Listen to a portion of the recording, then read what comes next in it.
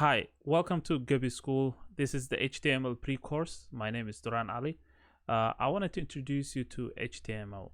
HTML stands for Hypertext Markup Language. HTML is not a programming language, and it was created by Tim Berners-Lee in 1993. So HTML is the building blocks of the internet, of the websites that you go to every day, and every HTML file ends with .html extension. HTML went through several versions. The current version that we have is HTML5. Almost every HTML element has a opening tag and closing tag. So in the middle of it, you have the content, you have whatever the text, and then in the beginning you have a opening tag. At the end you have a closing tag, but the closing tag has a slash in front of it. So that is how you will see most of HTML tags. There are some HTML elements that don't have the closing tag. There are very few of them. Let's open the browser and go to W3 Schools website, w3schools.com, and see how HTML looks like. So this is the W3 Schools website. If you go to w3schools.com, you go to the HTML section, you will see, and we'll have a link on the website too. So W3 Schools basically teaches you HTML and other languages, but we will use it as a guide for you. You could read it later if you like.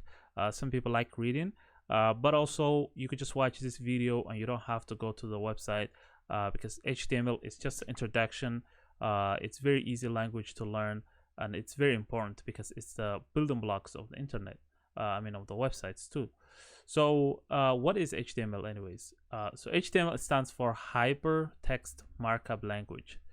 This means HTML is basically a text. So it's not an image, it's not a graphical stuff. So it's just a text, and it's a markup text, that is. So HTML was created to help structure the website. Before around like 2000s and before 2000s, 1995, we had just a lot of websites that were just HTML, and you will see that if you go back all the way, you'll see that the websites were not pretty. They were just text and links and things like that. So that's why we didn't have something called CSS, which is right here, which we will learn next, which makes the website prettier and look nicer. HTML is just the building blocks. It's just the structure of the website. So how does HTML looks like? So the HTML looks like this. So this might seem confusing if you never did any coding, but these tags are important. If we click here, try it yourself. This website gives us a place where we can actually play it around. So as you can see, on the left is the code, on the right is the rendering of the code. So at the top, from here all the way to here, you will not see that content right here. The reason for that is the top tag, which is the doc type HTML, that describes basically what this file is. This file is HTML and is HTML5, that is. So and then this one describes what it starts the tags. So it's the parent tag, let's say parent tag. And the closing tag for that one is this. It's right here at the bottom. And then you have head. Head is, let's pretend like HTML is a person. The head is like your head. So it's like it keeps the important information of the web page. It doesn't render on the website, but you will have a title here. And this title renders right here on the top. Right now we're here on this website, the W3 Schools. It is a sandbox. Basically, it will not show how the HTML actually it's gonna render, but when we render it normally and we open it in a browser, you will see that this page title will show right here on the top. And then you could put other things here. There are some things called meta tag, and you could put the CSS file in here. So we will learn that another time. And then you have the body. So as I said, HTML is like HTML file is like a person. You have the head, and then you have the body. The body is the content, is where you show whatever you want to show on the browser. That's where you describe. As you can see, you could put a lot of tags in the body. There are a lot of tags that I'll put down a reference, a link reference for all the tags. but you can learn few of them, and that's enough. That will be enough for you. So right now the first one is h1 tag. H1 tag stands for header 1. So that means make the text really big. So we will actually learn more about headers in a minute, but this basically describes this text and says, okay, this text is the header of this page. So as you can see, it says my first heading, and it's really big. If we make it smaller and say something like 3, and we change here 3, so every time you change a tag, you have to change the the matching tag. So now if we say run, it will become smaller. So and the P stands for paragraph. So this text is a paragraph. It has its own size. You can make the size smaller in a certain way. We will learn that another time. But that is a paragraph, and then you have the closing tag, and here the body, you also have the closing tag of the body. So that is basically the structure of HTML. If we go back to this document, right here they describe more about what each tag stands for, and then we will go and move on to headings. So we just talked about headings. Let's go there and give you an example of how headings look like. So as you can see, heading 1, and if we click here and try it out, header 1, as you can see, is this. So this is how big you only have like 6 of them. So the 6th one is the smallest. So that, it's like reverse. So instead of 1 being the smallest, 6 is the smallest, and you have 6 of them. So basically you will use these headings for emphasizing text. Let's say if you have a website, a news website, the article title will have something like H1 or H2 to emphasize how important the title is. If you have other places on the article where you want to emphasize another text, another title, you could use that. Let's also go to paragraphs. Paragraphs basically are just text. So paragraphs, few things to know about paragraphs is that paragraphs have something called a block. So they take over the whole page, the whole width of the page.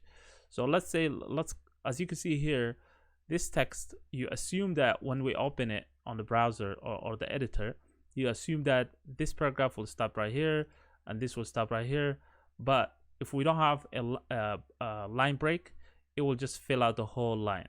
So if we try this, as you can see here, in here, this is the editor. So the editor, you could just make it look like whatever way you want. But in reality, this is the browser. And paragraphs, they tend to like take over the whole length, the whole width, the whole width of the page to fill out.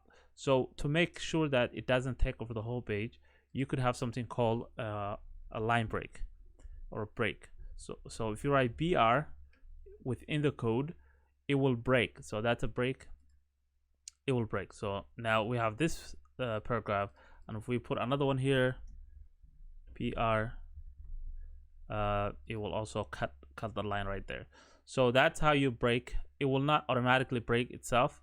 You have to manually break it. So that's one important thing to know about paragraphs. So let's move on. Let's go to colors. Colors are important when it comes to HTML or any web development or CSS. Anywhere you go, you will see colors. Like this website has so many different colors. Every website you go to has different colors. So how do you define those colors? HTML colors are specified with a predefined color name or RGB or hex. So a couple of things to know. Right here, these colors, you could define them by the name. Let's try it out actually. So right now we have tomato here.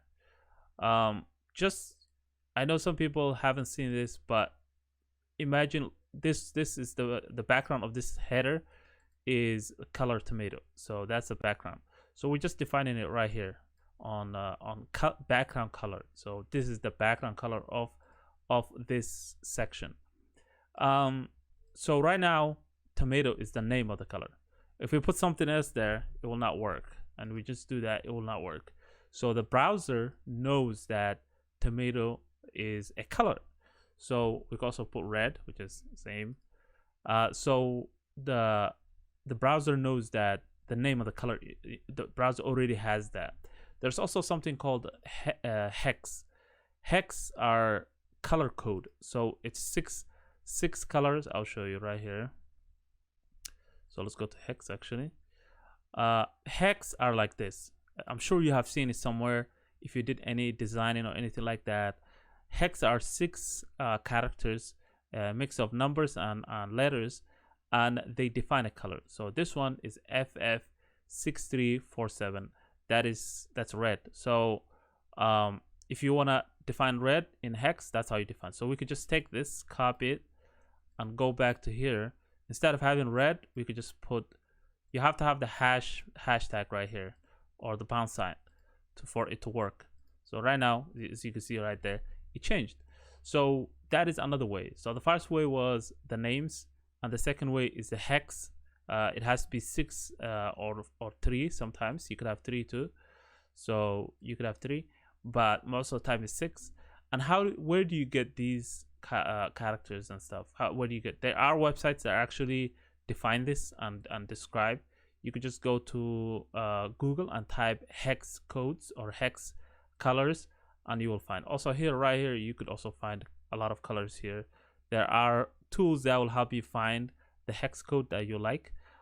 Hex are really good to play around with. They are the most important because they most of the websites use hex. Another option is RGB. RGB stands for red, green, blue. So red, green, blue, you basically take that and you mix and you make a color out of that.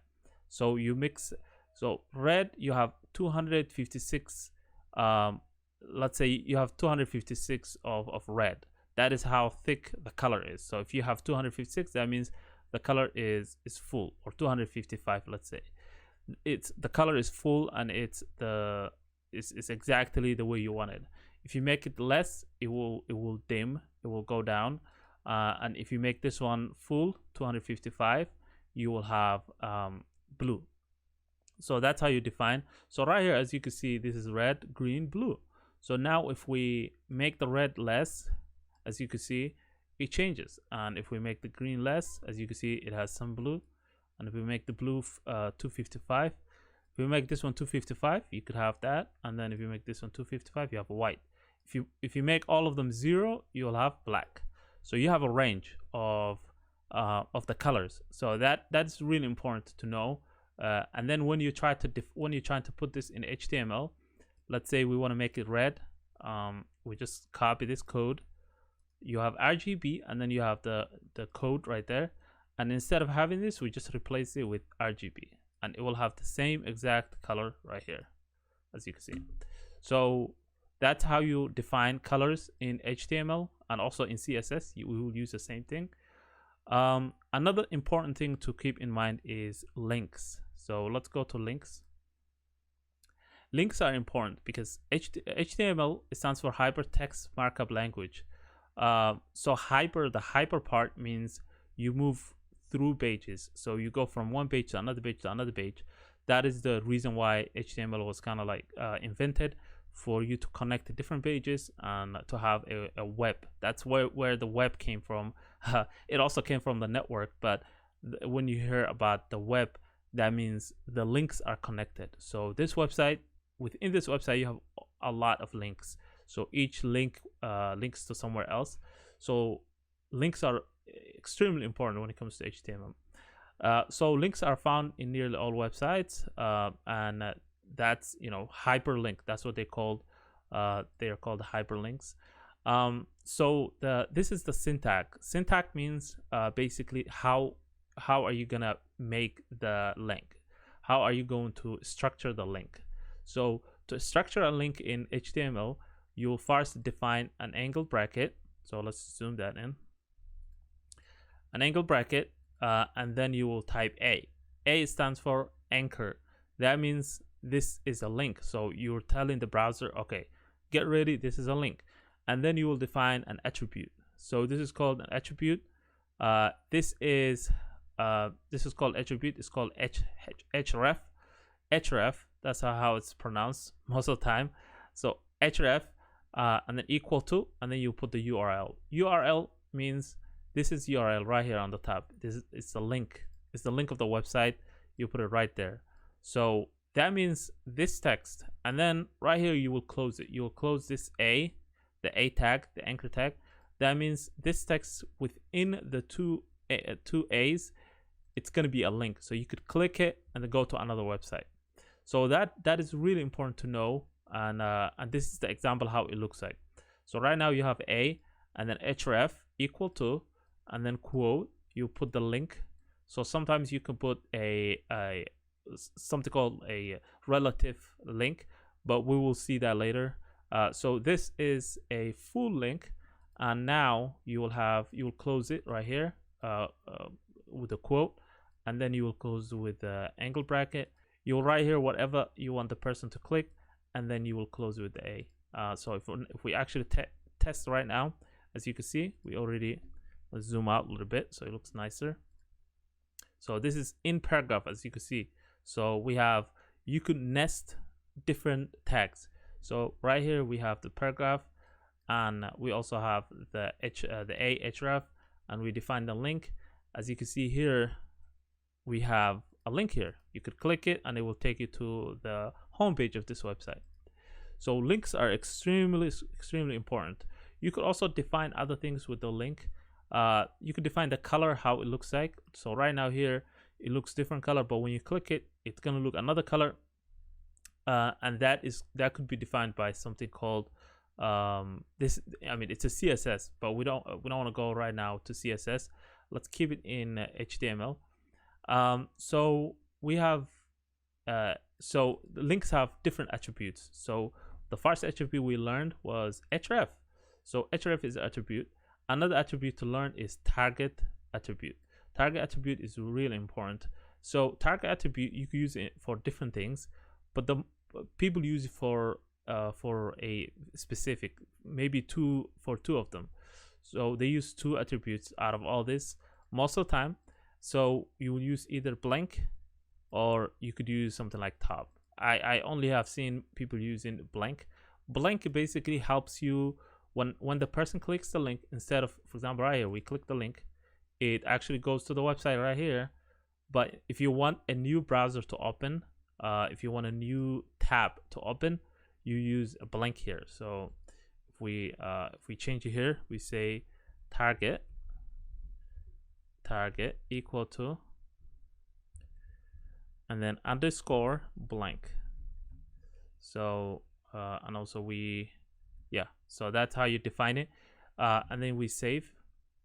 Right now if we click it, I'm not sure how it's gonna open, because this is it's called iframe. It's sandboxed, but as you can see, it works actually.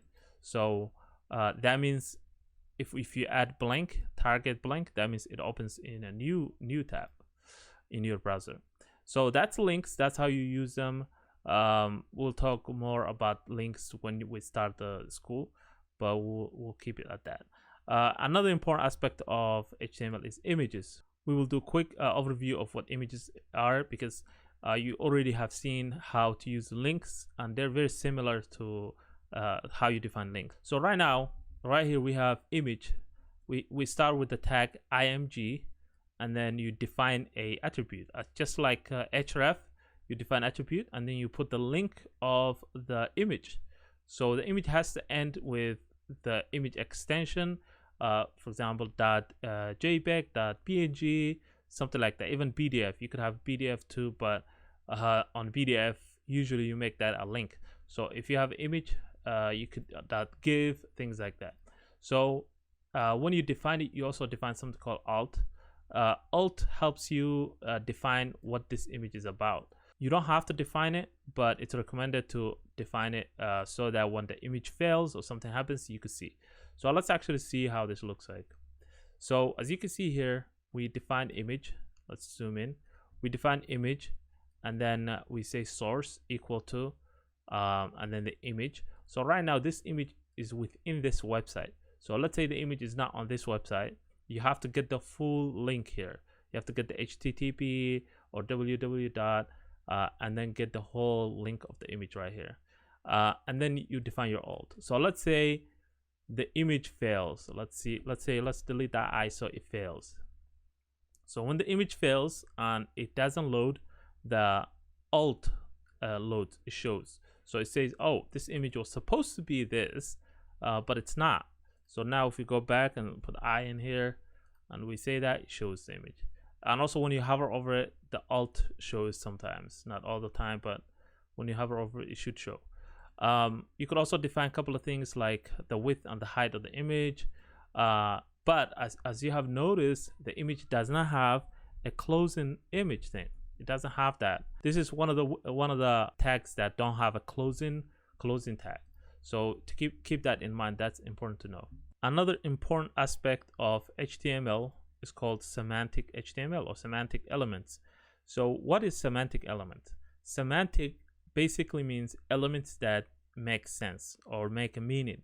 So for example, we went through P tag, H1 tag. So H1, if a person have never seen what HTML is, they can guess maybe what H1 is. They can guess maybe what P is. But for example, a computer, or let's say someone, let's say a blind person is using a device to browse your website, and the device wants to know where the person is clicking. So when they click here, you want the device to say something like header or a title, something like that. You want the device to know. And also in Google, let's say Google is trying to go through your website. Google, they use like robots or small code that goes through your website to figure out what your website is about. They try to find all the aspects of your website. So you could define your website and define your tags, your HTML tags, so that they make sense. So let's look through here this picture. So as you can see here, you have a website that has a header, nav, it stands for navigation. You have a section, you have an article, footer, and a site. So header is just like your header, like the logo, like this section is a header. Sometimes you could combine the header and the navigation. A section is, let's say, it's like the first section of your website or a bigger section of your website. Articles or article is defining articles. So usually articles, they go under sections. So you could define it that way. So right here, we have an example of how to define that. So we define a section here. You could put H1 within the section. You could also define another section here and put a paragraph here. Another way is you could also create article here. As you can see, closing tag of article. So you could actually say the whole word article, and then when a device is browsing or a person is browsing using a device, it will tell this is an article because it has that tag. So semantic HTML is really, really important because that's how Google sees your website. That's how people with devices, blind people with devices, that's how they browse your website. So it's all about accessibility and allowing people to come to your website and enjoy your website. So semantic HTML, they're really important. The last thing we'll talk about is forms. Forms are the oldest elements or the oldest tags that were created when HTML was created. The reason for that is because you want people to send you something. You don't want people to just stare at your website, watch or browse your website. You want them to give you feedback, to contact you, things like that. So to make that easy, forms were created. Forms are simple. You have inputs and you define the input. So these are called inputs. This box, this is called input. Then you define what this input is. Let's say the first one is first name, and then you have the last name, and you have a button. You always have to have a button because how are you gonna submit the form? So sometimes there are ways to submit the form without a button, but it's important to have a button. So so I don't want to confuse you with that code. So let's actually do it ourselves. So right here, I'm gonna just show you the bare minimum because when you go to that website, it kind of like confuses you. So to define a form is you just define the first one, which is form, the first, and then you define the closing tag, which is form, closing form. So form, and then within there you define the inputs. So the first input is, let's say we're just going to create one input. You just say input, and then you define the type of this input. So you say type is equal to text. So there are several types. There's text, there's a password, there's email, there's different ones, but let's just stick with text first. As you can see, CodeBand already rendered the form, and then you will just close it like that. So this is an input right now. We could define other things, but we could keep it like that. You could also define label for this input. You could say label and then close label. Within there you could define whatever this input is about. So let's say first name, and you will see first name right here on next to it. So as you can see, this is very simple. You could also define the button by just saying button, and then you could say type submit, and then you could just close it, but you have to write whatever you want the button to show, something like submit, and then close it with a button.